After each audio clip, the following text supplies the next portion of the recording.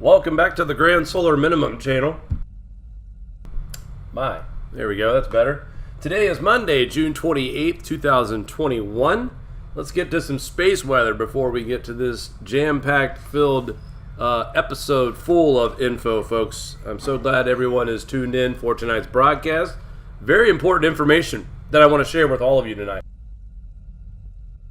First of all, let's get into the space weather part of things. Our solar wind speeds are coming in at 319.6 kilometers per second with a density of 4.6. It's pretty quiet out there as far as solar wind is concerned. We have two big sunspots to talk about. Very interesting point, though, about one of these sunspots. First of all, I wanted to introduce you to AR2835 and AR2836. They are the two bright active regions that are becoming Earth-facing in the southern part of our star. And there's also an area of interest in the northern part of our star and the eastern limb as well. So we could see a third sunspot being named sometime this week, if not by the end of the night tonight.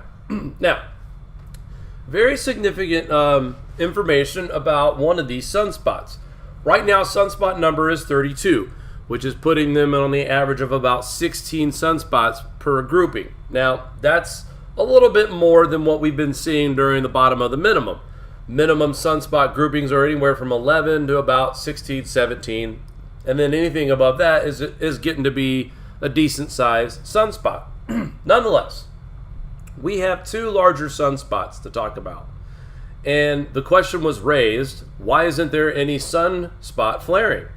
And the answer is simple. And I'll go ahead and switch over to this really quick. What did they explain here on SPACEWEATHER.com? This was yesterday, and I thought this was really important to mention to folks. Sunspot AR2835 is big, new, just experienced a significant growth spurt. So why is it flaring? The answer lies in the magnetic maps here in the NASA's SDO. Like all sunspots, AR2835 has a north pole and a south pole. The expanse between the two poles explain the quiet. In AR2835, there is a very little mixing of green and yellow. That is, the magnetic polarities are cleanly separated. Solar flares tend to occur when sunspots, positives and negatives, bump together. Makes sense, right? Like when you're clacking two, you try to jump start a car and you got jumper cables. You clack the two ends together, you see sparks fly, right? That's what happens when you do the positive and negative. Makes sense.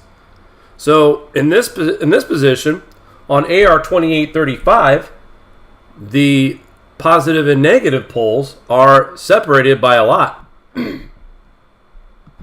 So this is why we are seeing no solar flares, even though we are witnessing a pretty decent sized sunspot for the most part.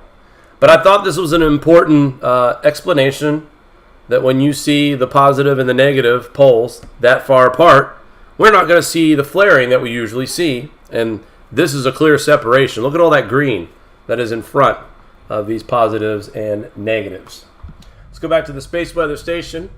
26% of the year without sunspots, so we've slowed down a bit. In 2010, we had 51 days without sunspots. Right now, we're sitting at 46. And the reason why I mention this is that I always have talked about how this year's sunspot counts will be a measuring stick to what we saw in solar cycle 24 at the beginning. In other words, where we were in 2010 is where we are currently in this new solar cycle 25, the very beginning. And in 2010, we had 51 spotless days. So my theory is that we could gauge approximately, just based on empirical data, on the weakness or the strength of this particular solar cycle. Now, let's say that solar cycle 25, or for this year anyway, the rest of 2021, let's just say for 2021, we have sunspots, and we end up being slightly less, or slightly more, or less spotless days than we did in 2010. Could that be an indication of a slightly stronger cycle than 24? Possibly. But if we come in over 51, spotless days in 2021. Could that also indicate that we could expect a weaker solar cycle based on what we've seen in that kickstart year? Just like in 2010 was the kickstart year with 51. This is our kickstart year. And we are waiting to see exactly how many spotless days we will end up for this year. But just interesting to talk about, because right now, solar cycle 25 is starting off right around where 24 did. And if it is slightly up, it's up barely. And the year isn't over. We have 6 more months to go. Well, 5 more months, actually, here soon. Plenty of time to pick up a dozen days without sunspots between now and then. We've seen this cycle of the sun waking up, shutting down, waking up, shutting down. It's possible that we may not see any more sunspots, but that doesn't mean the grand solar minimum's called off.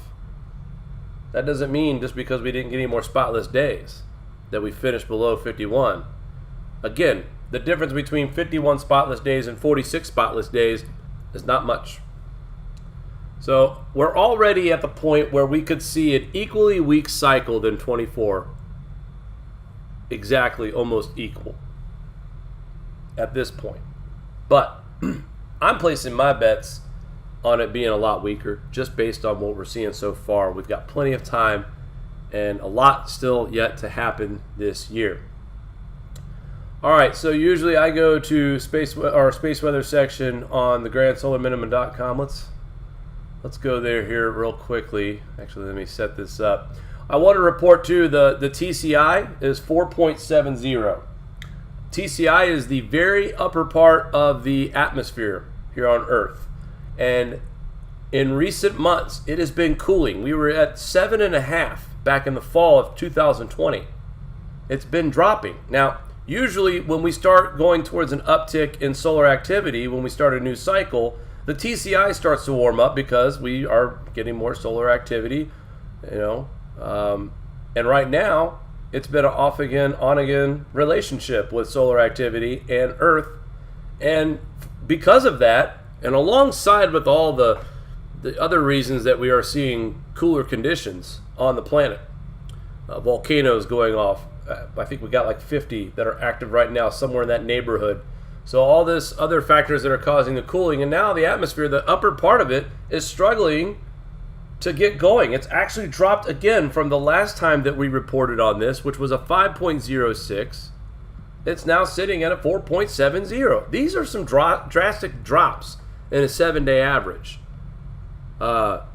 especially for a point where we're supposed to see an uptick in solar activity. And we're not getting that right now.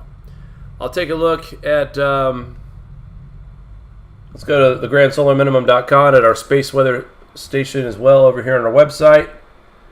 Again, quiet activity from the sun, B-class crackling flares, nothing big. And, again, you would expect bigger solar flares. Well, we got an explanation from spaceweather.com, and that was a good piece there. Makes sense, right? The further apart the negative is away from the positive, there's no spark. Obviously, makes sense. Think of jumper cables. Let's take a look at future sunspots coming up. We got another big region piercing the northeastern limb. Man, I tell you, it is a little warm here. The mouse is not cooperating with me, so I apologize tonight if things seem a little shifty. Here we go. This is the next sunspot that we could be talking about, and then not really much to talk about after that. And this is why I keep talking to you folks about, the year's still early. We're not seeing the sun lighting up like a Christmas tree. Even with these 2 active regions and a sunspot grouping of 32, that's still not a lot. I mean, we're in the very beginning stages of the sun waking up towards this maximum, which is still, at this point, 3.5 years away, so to speak. But sunspots are relevant right now. We have 2 in this region, AR 28, 35, and 36. And then this one is being circled right now as we speak. It doesn't look as impressive on this chart than it does when you look at it in the SDO in motion. Like, it looks impressive here, but not so much when you look at the big picture of things. See a smaller coronal hole in the northern part of our star. That could be a factor. It could graze the upper part of our magnetic field, this one here, as that is turning away from Earth. But as you see, as it was Earth facing, it closed up. And that's a sign of strengthening. This active region also kind of appeared as well, a little bit more stable. So is it possible to see two regions form?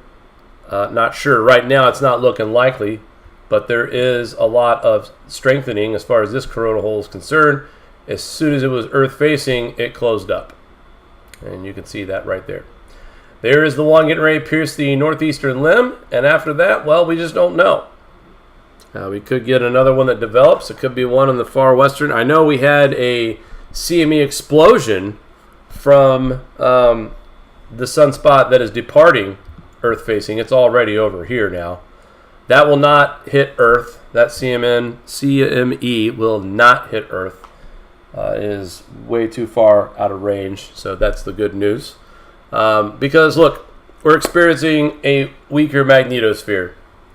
And we're still looking at cosmic radiation dosage rates at 9.1%.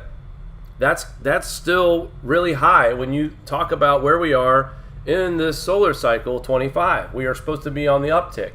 And yet solar activity remains low solar winds, low density, low KP indices still, small sunspot number groupings, and cosmic radiation dosage rates are high. And that is because the magnetic field of our planet is weaker and will continue to weaken. Now, what is this relevant to the title of tonight's show? Climate change is real. And I'm here to tell you, climate change is real. Oh, yeah. Why am I telling you this? How many times have we all been online watching a debate, or a beginning of what could be a debate, turn into an insult match? Basically, people calling each other deniers. Tonight, I'm here to acknowledge that climate change is real. But, there is a but. It is natural. I'm going to start with two articles tonight. NASA falsely claims Earth has been trapping heat at an alarming new rate. Now, this is a new study that was published in the Journal of Geophysical Research Letters examining satellite instrument measurements of how Earth's energy budget has changed is being falsely portrayed by the media, showing human greenhouse gas emissions are trapping a record amount of heat.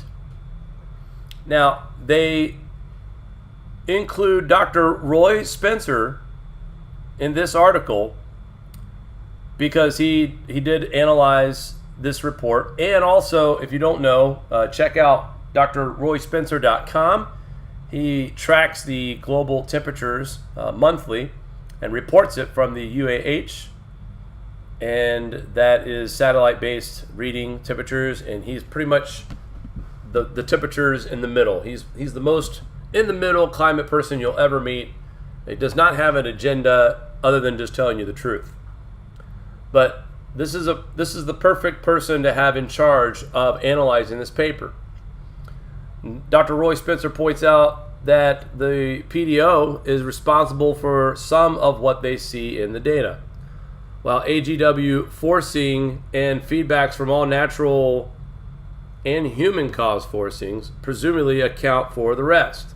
One of the encouraging results for the study is that the rate of increase in accumulation of radiant energy in the climate system is the same in the satellite observations as it is when computed from the SITU data, primarily Argo float measurements of the upper half of the ocean's depths. There is important part. The important parts. The main problem that Dr. Spencer has with this is the media is reporting of these results. The animated graph is the Verge article. It shows the planetary energy imbalance of about 0.5 watts per square meter in 2005, increasing to about 1 watt per square meter in 2019. Dr. Roy Spencer goes on to say, first of all, the 0.5 to 1.0 watts per square meter energy imbalance is much smaller than our knowledge of any natural energy flows in the climate system, approximately 1 part in 300. Secondly, since we don't have good global energy imbalance measurements before this period, there is no justification for the claim. The magnitude of the increase is unprecedented, basically, is what he's saying. There's no substance for that claim. To expect the natural energy flows in the climate system to stay stable, 1 part in 300 over thousands of years has no scientific basis and is merely a statement of faith. We have no idea whether such changes have occurred in centuries past. What bothers me is the alarmist language attached to such any tiny number and the likelihood that no one will bother to mention the authors attribute part of the change to natural climate cycle, the PDO. That's right. Acknowledging ocean cycles, natural climate cycles. Indeed, the small amount of energy change of 0.5 to 1 watts per square meter from 2005 to 2019 cited in this study is even lower than the average change of sunlight we received during an 11-year solar cycle, NASA says. Overall, TSI varies by approximately 0.1% or about 2 watts per square meter between the most and least active part of an 11-year solar cycle. Now, the hype over this study is based on nothing more than media grabbing a few choice phrases from it and turning them into misleading 5-alarm fire. Neither the study nor the media hype surrounding it provides evidence that recent increase of Earth's radiant energy is either due to primarily humans' cause or is catastrophic. I can't prove either with this. The United States has done more than any other nation to reduce CO2 emissions during the time period of the study. As a result, the study provides no reason for believing further reductions in America's greenhouse gas emissions will impact Earth's energy budget or correct any supposed energy imbalance, an imbalance that hasn't been established, that may not exist. Folks, what Dr. Roy Spencer is trying to say is that you can't take a study that was done in 14... First of all, they missed the minimum, which was 15 years out of 30. But they really require 30 years of data before you go and try to label a trend of any kind. So to justify these claims, it's not backed up by the data. It's basically what Dr. Roy Spencer is saying. And we all know that the amount of TSI that we're talking about is such a small amount. But the sun does not drop in large amounts of TSI at one period of time. It takes time for that. So the small amount of energy change of 0.5 to 1.0 cited in this study is even lower than the average change of sunlight we received during an 11-year solar cycle. Keep that in mind. Now, why am I mentioning this? Because, you saw the title. It said climate change is real. And we got the record heat that's going on in the Northwest. I'm halfway there, guys. So, halfway there. There is not enough evidence right now that says that the amount of Earth heat that's being trapped by CO2 is unprecedented, says NASA. Because here's another article that shows another study. Mainstream climate science claims CO2 molecules slow down the rate of heat from the surface, as a blanket does. And yet the rate of which CO2 molecule retains or slows down heat loss is at 0.0001 of a second. Concentration of 300 parts per million versus 400 parts per million, therefore will have no impact. Do you hear that, folks? The study here, Nali, I think, under this. Let's go back here. We have the study here from, I think his last name is Nally. Anyway, in his paper, he proves that if heat loss is slowed down at a rate of 0.001 of a second by CO2 molecules, the atmospheric CO2 concentration, whether it's 300 or 400, effectively doesn't matter. The time-lapse differential would be immaterial for either concentration.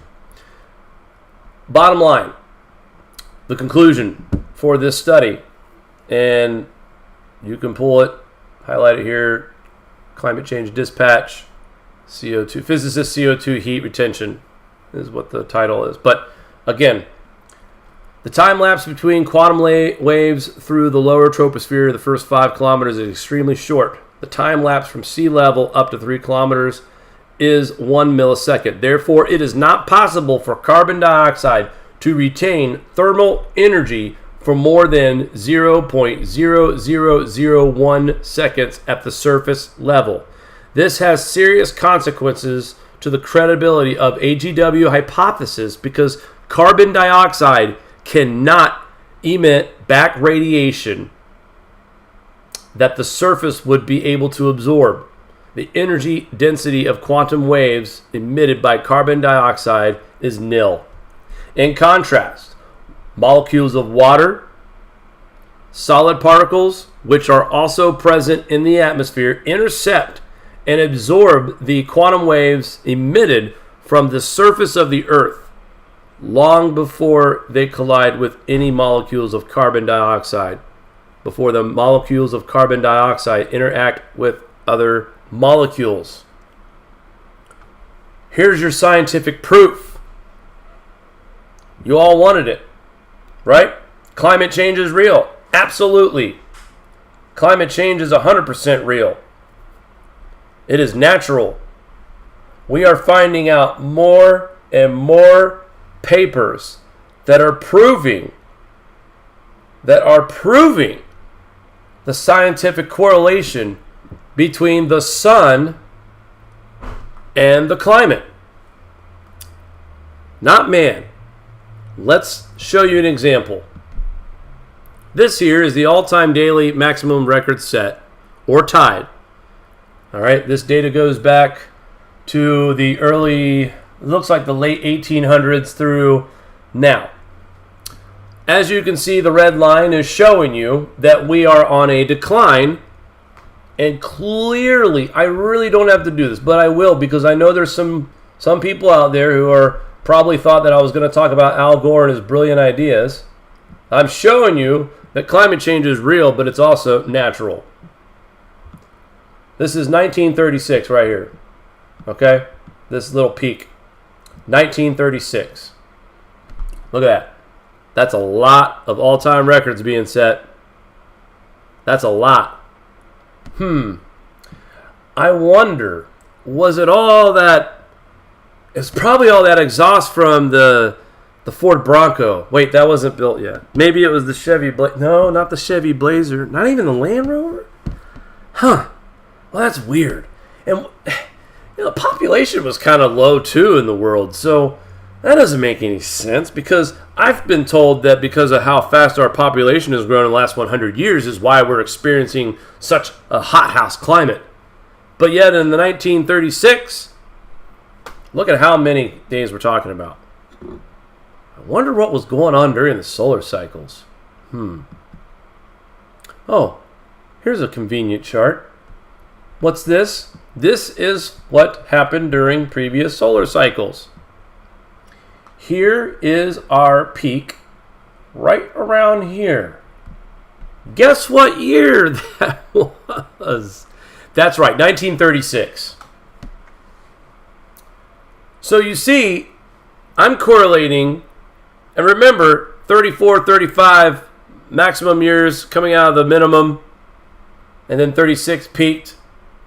Just like in solar cycle 24, when 2014 was the max and 2016 peaked, we saw a delayed effect, and solar cycle 24 is nowhere near as strong as solar cycle 17. But that's why we saw so many days of breaking heat records. Look at the difference, guys. 1936 to 1940s, right here at the top, okay? Here's the sun correlation to the chart on sunspots. Higher temperatures, higher sunspot counts.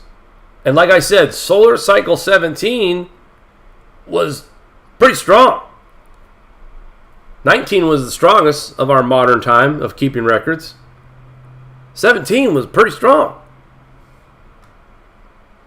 So, more proof that even as strong as it looks compared to where we are now, that's why we saw so much hot weather, in my opinion. It's based on science. Sunspot correlation.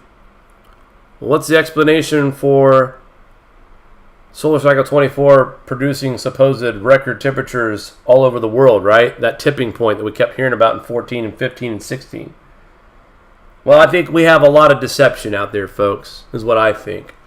When you take temperature readings off the top of a rooftop, or your weather station is reporting temperatures from the runway at the airport, or if you have a weather station that's near a busy 8-lane highway, or even a 4-lane highway, when all of these temperature reading sensors are coming from areas that experience tons of urban heating, or are you going to trust satellite data that's unbiased and has been proven to be more accurate than these malfunctioning sensors that we find on rooftops of slated roofs and tarmacs of airports and highways and asphalt, areas where the sun is just, beating down on blacktop? That makes sense. Let's put a temperature sensor there so we can prove to the world our narrative, so we can continue to tax the heck out of me and you. Because throwing money at the problem is going to solve it, right? I believe in climate change. Climate change is natural. When you tell me that I'm a denier in climate change or a science denier, everything that I just showed you just now in the first 20 minutes of this program is scientific studies that are peer-reviewed in published journals. The information that I just read out, both of it, the CO2 study about the unprecedented heat, and also the study on how long CO2 traps heat. Folks, I had to use an alarmist type title to get your attention for a reason. We are not in a crisis. Paying more in taxes or riding your bike, buying an electric car. Riding your bike would help the environment. So that's a lie. Buying an electric car, why? You have to plug it in overnight. So you're still pulling energy off of the grid that is run off of coal and natural gas and other fossil fuels. So buying an electric car doesn't really reduce any CO2 in the atmosphere if you think about it, because you're still taking energy from fossil fuels from a power grid. And from what I understand, if you buy a Tesla, you might be charging it multiple times a day. So that adds up. Oh, and boy, do I have a report for you on the cost of renewables. So, and hopefully you'll understand where I'm going with this. The focus of tonight's show is that this climate change thing is a scam. This is a get rich for these billionaire investors like Jeff Bezos from Amazon, Al Gore with Impossible Meat. Jeff owns Whole Foods now as well. Folks, these billionaires, these millionaires are lining up and buying all this important stuff because they know what's happening. Survival of the fittest, okay? They're going to control food prices. They want you to believe that a cow fart is going to destroy the atmosphere. I saw a farmer put a challenge to a citizen who says that cow farts are making global warming. The farmer said, I tell you what, why don't you put a cow in the garage with no windows, all the way shut, in the garage with you and let it fart, and let's see what happens. Will you die? No, obviously you won't. But, putting a car in a garage, obviously carbon monoxide poisoning will kill you from a car. The point I'm trying to make is we don't have to stop eating beef, folks. The amount of CO2 emitted from a cow is dramatically so ridiculously low that it shouldn't even be mentioned, and it's a joke every time I see these Impossible Meat commercials. It's all about getting these people richer, folks. And then they grasp on to these temperature records smashed amid historic heat wave in Pacific Northwest. No, this has happened before. Just like somebody mentioned before the show started. In the 1930s, it was hot. It was hot. But we didn't have SUVs. We didn't have private planes. We didn't have jumbo jets. We didn't have cruise ships. We weren't as industrialized as we are now. We weren't burning the fossil fuels. We didn't have the population in 1936 that we have now in just a short time, 100 years. So how was it that the climate got so darn hot? Huh? How did it get so hot? I'll tell you why. Natural climate cycles. This is your sunspot counts. Peak is right around the same time where we saw the hot weather in the 30s. That is not a coincidence, folks. That is a correlation. Now, it's hot in some places right now this summer. It's summer. It's in the northern hemisphere. It's summer. June 21st made it summer all over the northern hemisphere. So we're going to have hot weather, okay? But let's remember that we've seen much hotter weather from a longer period of time ago. And there was less people. There was less cars. There wasn't really any cars. And there wasn't the air travel that we have now. Look at that. That's what we got going on in the southern hemisphere. That's winter. That's some pretty cold Arctic air. Global warming? Or maybe the global warming's up here, right? This is David Birch, Starman. He covers everything you need to know, from growing to weather to grand solar minimum to space weather. And he's also got a pretty funny sense of humor as well. But he has a chart here that I want to really point out to the AGW crowd. And by the way, this is just, more alarmist. He's being sarcastic. Climate change in the Northwest. But the cooler than average temperatures in the South is, it's just weather. No, I've lived in the South. It's supposed to be stifling hot year round at this point. I'll find it here in a minute. If I don't find it, I'll move on. But this is the information I want to share with you is in Greenland, where we have seen, here it is. Look at this. Guys, those two anomalies that we're witnessing here, this is gigatons and mass gain of snow. Snow, by the way, snow in Greenland. Has anybody heard about this? Have you seen it on CBS News and ABC News? Oh, they didn't report this. Oh, okay. Because this is June's numbers. And see the shaded gray area? That is the average. Okay? So this is where we should be. That dark line is the mean average between 1981 and 2010. But the shaded areas are also areas of the window it could fall in before being historic. This right here is unprecedented for June. Nowhere in this gray shaded area does it ever show a spike this high. Okay? And then we had on June 24th a spike of around 4.7 gigatons in one day. This one was 12. This one was over 4.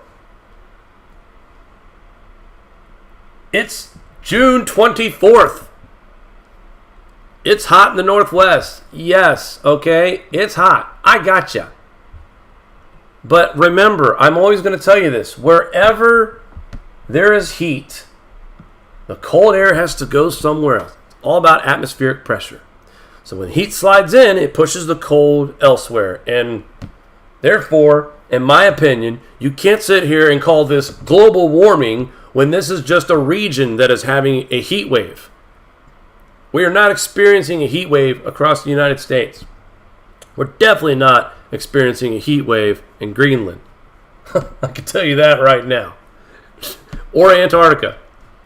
And it's winter, and rightfully so, it should be cold down there. Now that I've showed you the proof that the 30s were hotter than what it is right now, look how low our numbers are right now. Look at that. We're not breaking hot. We've actually declined. It's showing you each year, each decade, we start seeing less and less. We had a bit of an uptick here, but now we've started a downward trend after 1980 once again. We are not a hothouse. Temperatures aren't flying through the roof. We've seen higher solar activity. That led to higher and hotter climate during the 30s and early 40s. This is the scientific evidence I want to present to you guys. This is not some stupid video from Bill Nye or Al Gore or anyone else or Greta or any other puppet out there. And listen, you folks all should be upset about what just happened with this infrastructure deal. Republicans and Democrats alike. Because Republicans signed a deal with Democrats that is going to influence the Green New Deal infrastructure policies and electric vehicles. So there is partisan support for Green New Deal-like policies and ideas coming from our Republican and Democrat chambers of the Senate and Congress. So nobody in the government gets it right now because they've all been, the carrot's been dangled in front of their face. They see how much money they're going to make. Oh my God, the money, the taxes, how much money people are going to have to pay to charge up their car. Oh, you say green renewables are cheap, right? They're cheaper than fossil fuels, right? Yeah, not really. The cost of wind and solar, off of what's up with that, this guy. Now, when you look at this at first hand, you see cheaper rates than fossil fuels. But you've got to look more than just the numbers. You have to look at capacity factor.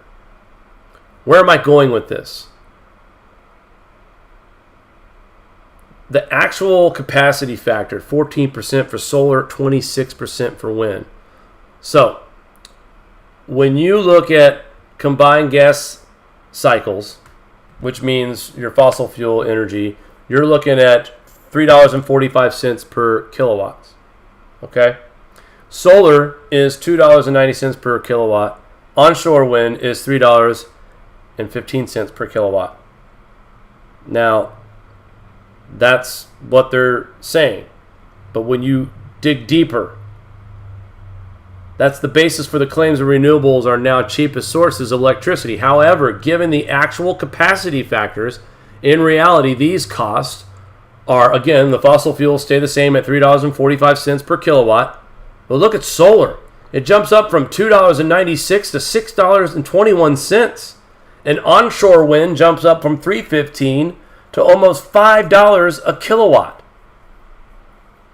Why?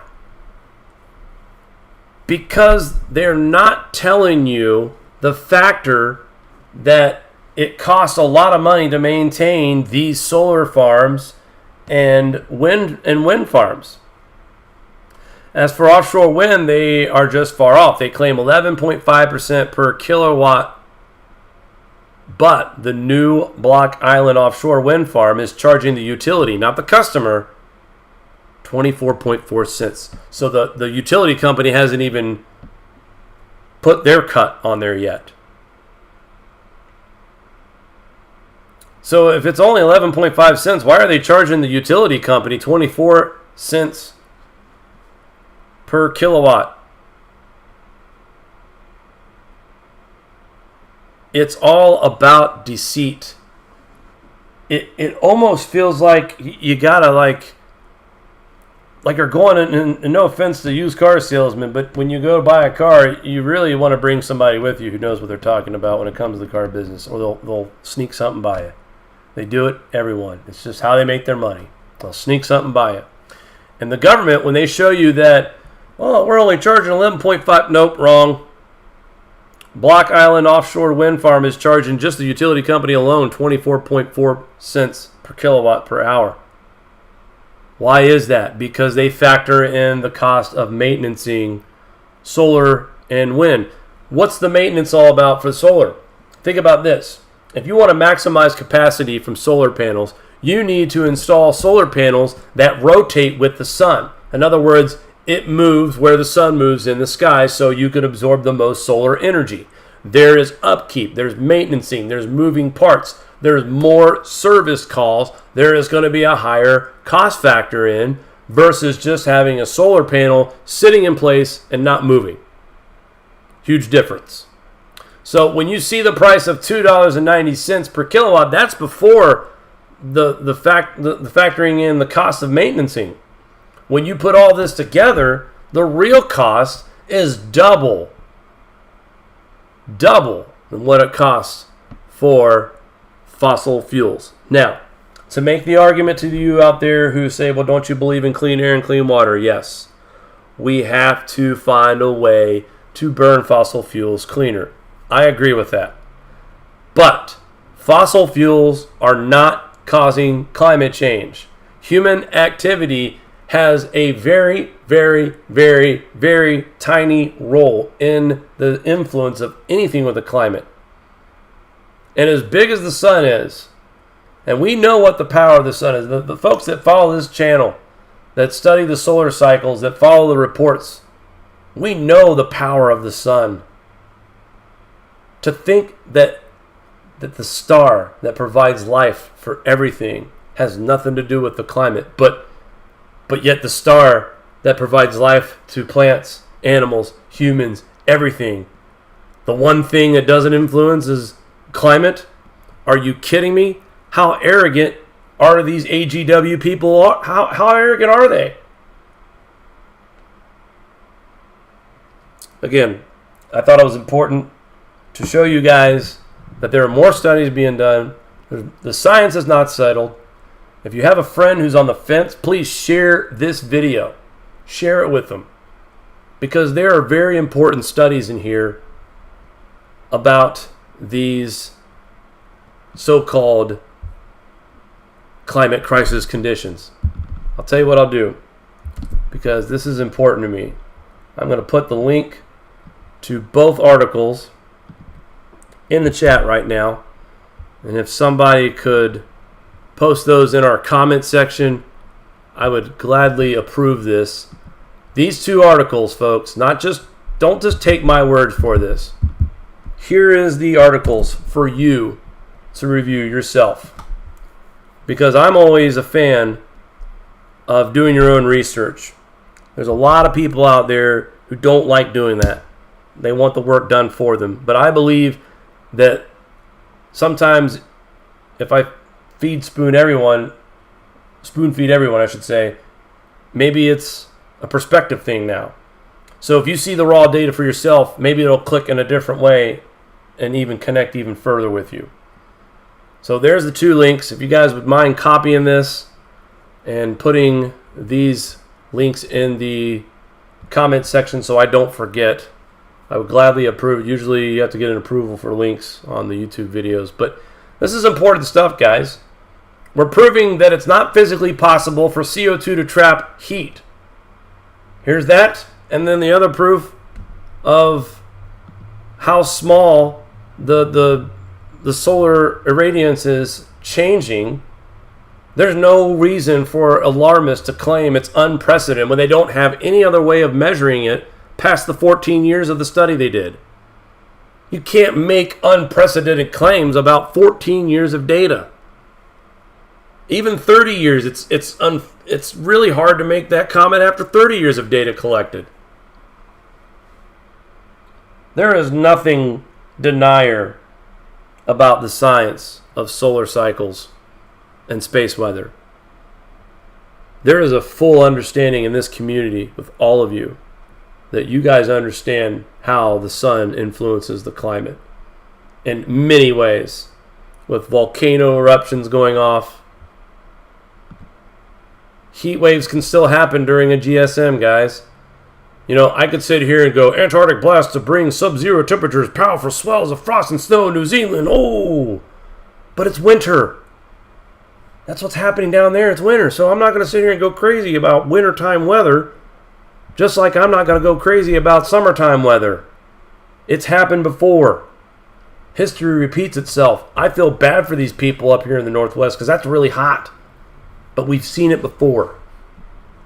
Again, nobody's talking about the historic snowfall that we've had in Greenland. Twice in June. Twice. 3 times, really, actually. 3 times we've had record-setting days of snow gain. You know, because it's June in the northern hemisphere and it's supposed to be snowing still, right? So we've got proof of CO2 not the cause. We have proof that renewables are not the answer. They will be more expensive. And we've also proven that the U.S. has already been more aggressive than any country in the world on reducing CO2 emissions. That even with such reductions of CO2, we have made, if any, impact whatsoever on the climate. Because it simply is not possible. Read the articles, read the papers for yourself. I'm just here to be a translator for the layman's. So there's heat waves, there's cold waves, and also we've got crop loss. We talk about a lot of that here on the Grand Solar Minimum channel. 80% of the peach crop is destroyed in Hungary. That's a big, big deal, folks. We had some problems in Georgia a couple years ago. We're going to see more of this as this Grand Solar Minimum continues to develop. For the next 3 decades, we will experience a cooler period in Earth's history. I'm not saying it's going to be Ice Age or even mini Ice Age. I don't know. Nobody knows that answer. But what we do know is that climate change is natural. And this cycle that's getting ready to happen, the Grand Solar Minimum, does historically show that there is a cooling trend for the planet during this period of time. Not just on Earth, all over the solar system. It's not just Earth's sun, it's Pluto's sun, Neptune's sun, Mars' sun. What happens here with the sun is going to happen in the entire solar system. It is the sun.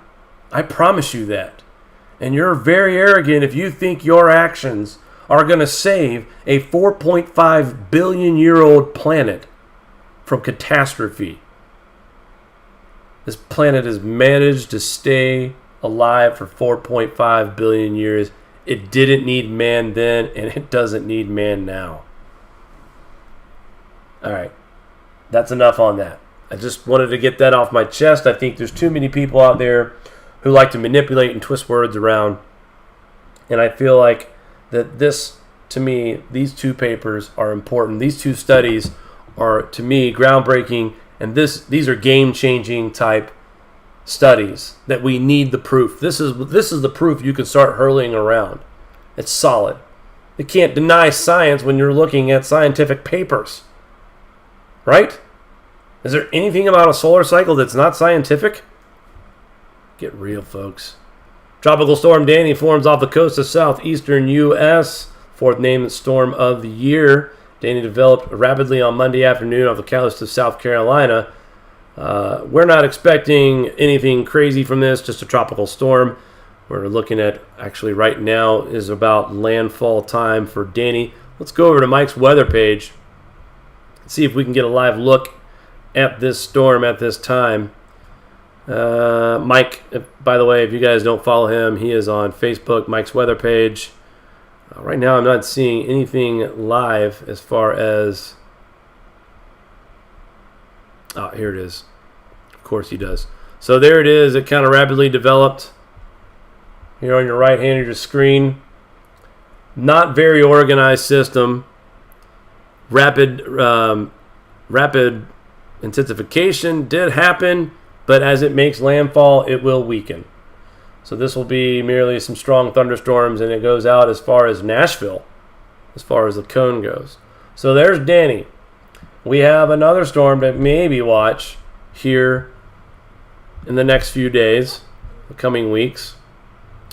And right now, this is a classic indication that we could see this storm somewhere in the Gulf of Mexico as its track really, if it goes to the north of these islands here and it enters in this way through the Keys, we've seen some pretty strong hurricanes. And the water temps are pretty warm right now. So we're going to keep our eyes on this next weather system here. It does have a elevated chance for development. Right now it's at 40% chance through the next 5 days and a 20% chance through the next 48 hours. So tropics starting to wake up a little bit, and so should they. It's that time of year. Check out this weather map.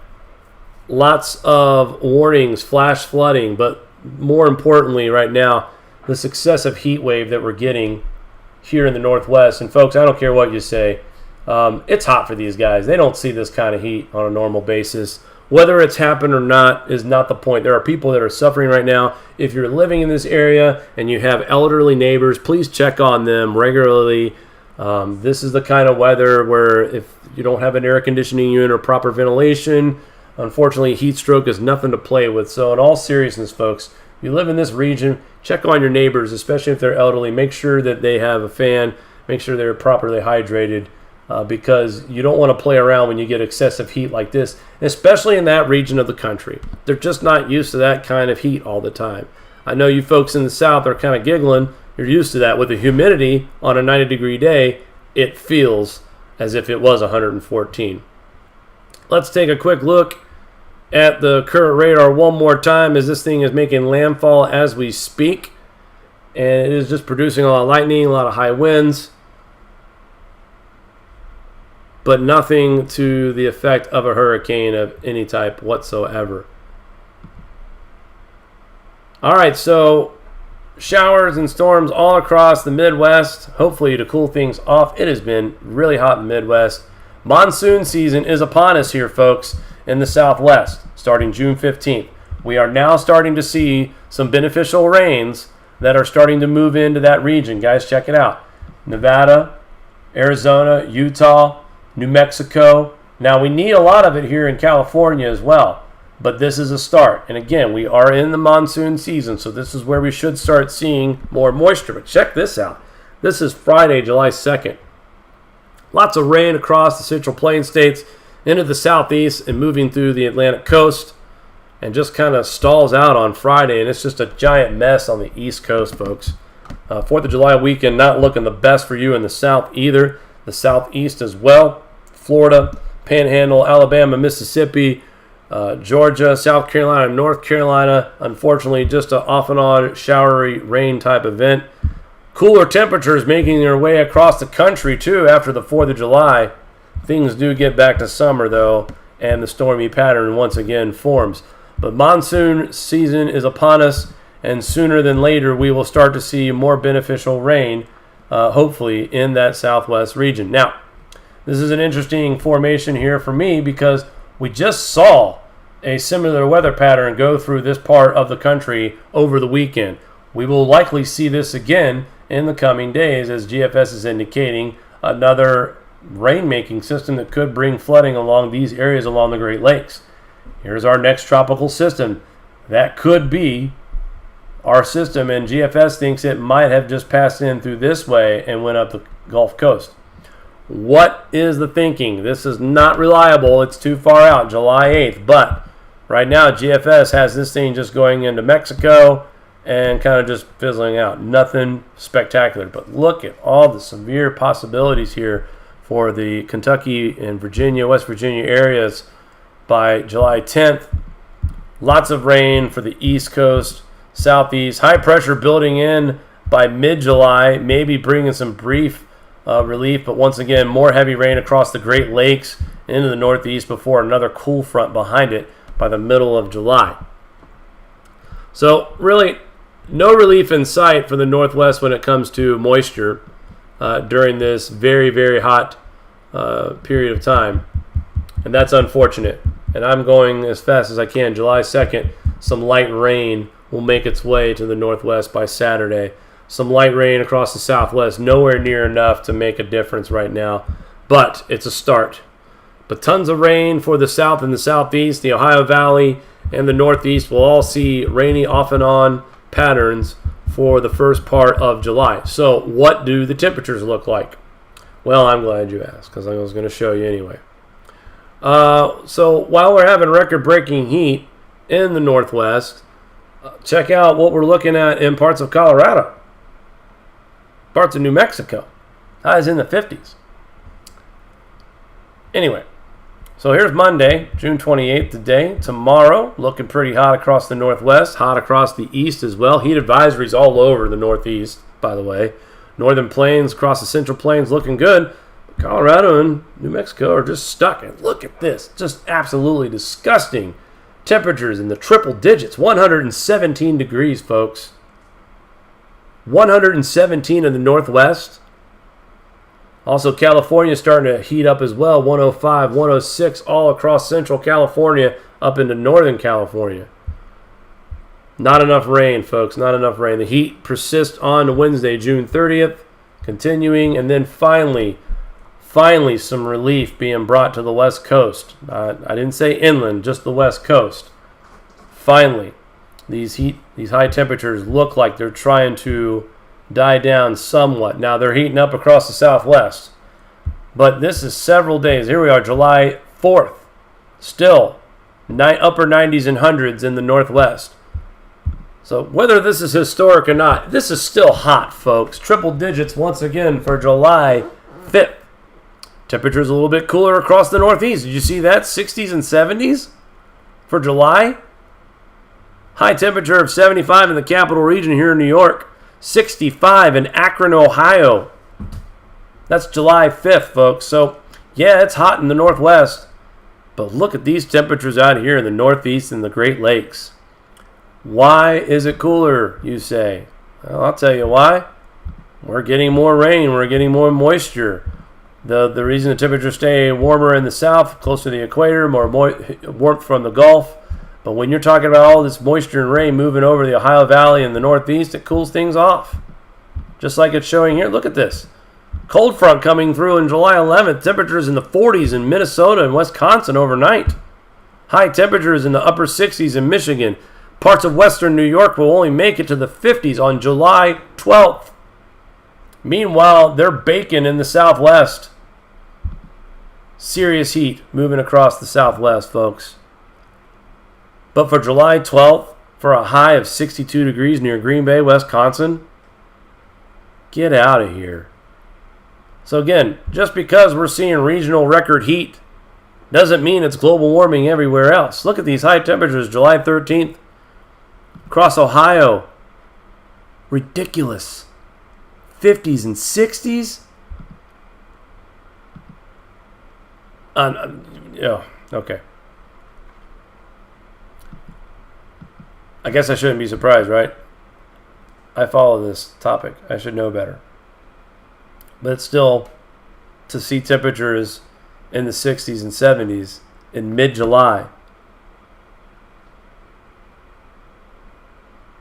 Wandering jet stream? Absolutely.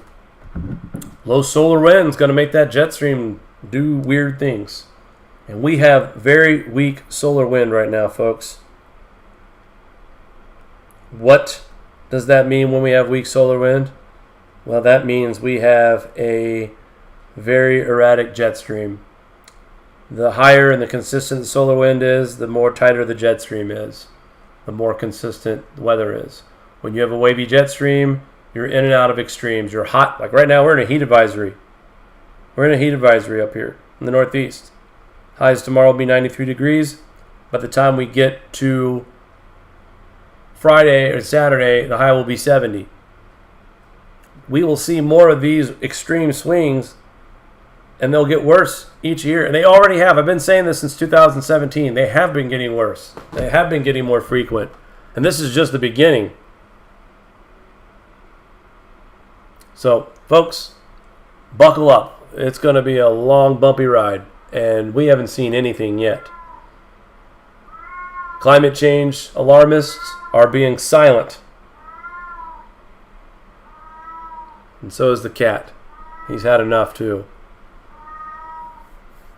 But seriously, if you guys know anybody that's on the fence about this topic, about global warming, about climate change, share this video.